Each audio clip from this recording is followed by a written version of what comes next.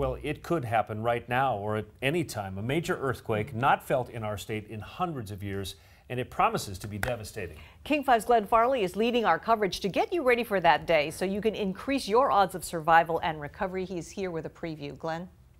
Well, Lori and Mark, you've been hearing us talk about the big one, the magnitude 9 off the coast for a long time, but that's not the only threat. And unlike California that sees major quakes every few decades, Washington remains relatively quiet. Oh yeah, there was the Nisqually quake here in 2001. Our next one could be the biggest disaster in North American history.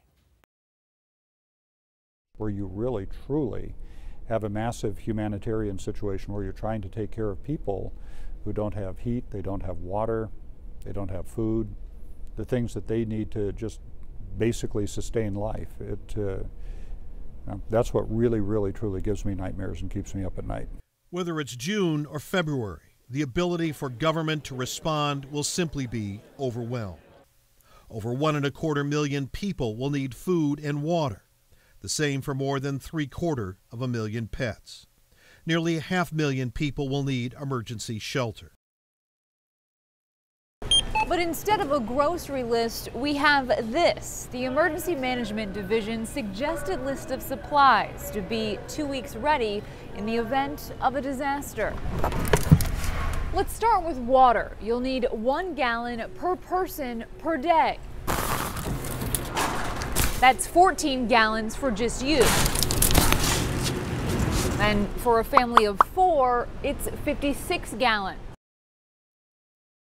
Yeah, we built this ourselves. In the basement of an old schoolhouse, Doug Nelson, a 5th-generation Fox Island resident, shows us what some consider one of the most well-laid-out plans in Pierce County. Post-disaster, the first thing we're going to do is send out our Citizen Patrol members. Each one will take a different route. They've built an emergency operations center with a network of people using ham radios. Yeah, I've got a battery backup radio at my place. All these people are radio operators. All of this gets packed in plastic bins and stored under the bed or in closets. Fallon, who lives in the Enso building in South Lake Union, is an exception in this increasingly vertical city. Because you never know what situation you're going to get into. She's taken the time and invested the money to prepare for a disaster. What we realized is that we really need to do it on our own.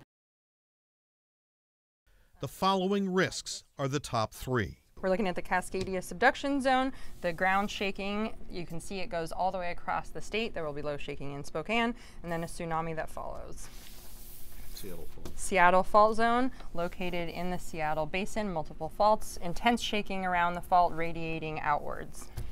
South Whidbey. This is the southern Whidbey Island fault in between Everett and Seattle. Intense shaking around the fault radiating outward. It's not if, it's when. And that is the problem. That's just a sample of just some of the pieces we already have ready and to go for you come Monday morning. It starts in King 5 News at 5 a.m. We go all the way through till our 11 o'clock news, all screens, all the time. We have tons of stuff already online on king5.com right now, and we will keep posting, and there's a lot more to come on this. So Glenn, what motivated King 5 to do this? Well, we went through this exercise back in the mid-1990s, you'll remember, and since then we've moved to a new building. We're in a new location. We are actually right on top of the Seattle Fault right here in the Soto area. Good to know. Very sobering. And we said, you know, a lot of people who've moved here from other parts of the country have no idea what's coming. So the more we can be ready as a company and as individuals means we can stay on the air and we can provide you the information you're going to need when this happens. So Glenn, when do we tune in and what do we learn? So again, 5 a.m. all the way throughout the day. King 5 Morning News, Steve Bunin will bring you stories about his community. Jake Wittenberg will bring you his story about his community. Community is very important.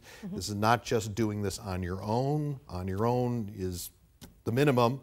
But you know, if you can get together as neighbors, you're going to be a lot better off. My stories will be on primarily Monday evening. We will be live at the Emergency Operations Center for the state, starting in King 5 Morning News. So, and we have a lot of content. All right. Good stuff, Glenn. Thanks. Thanks, Glenn.